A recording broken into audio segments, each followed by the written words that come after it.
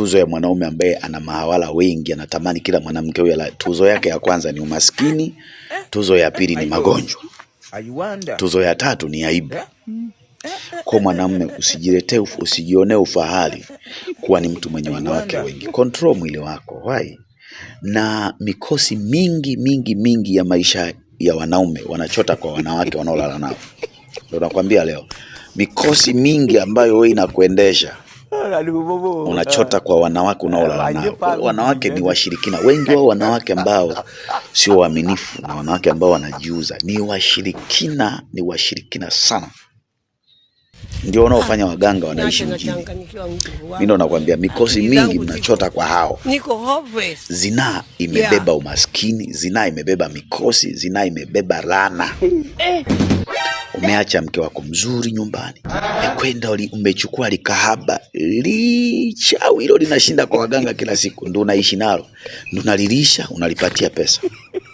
Kibali kitaondoka kwenye maisha yako, utakuwa ni mtu mwenye mikosi, utapoteza fedha nyingi, wataanza kukuchukia watu, na hata kama umeajiriwa benki utashangaa umekuwa ni mtu wa mikopo, utashangaa hata kazini kwako, yani vingi vitaondoka kwenye maisha yako, na vingi vimeshaondoka kwenye maisha ya watu kwa sababu ya zinaa. Unataka kila mahali ukisafiri ulale na mwanamke.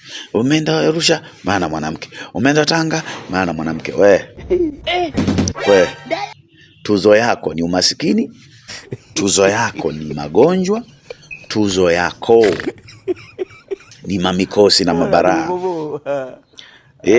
Ndio nakwambia.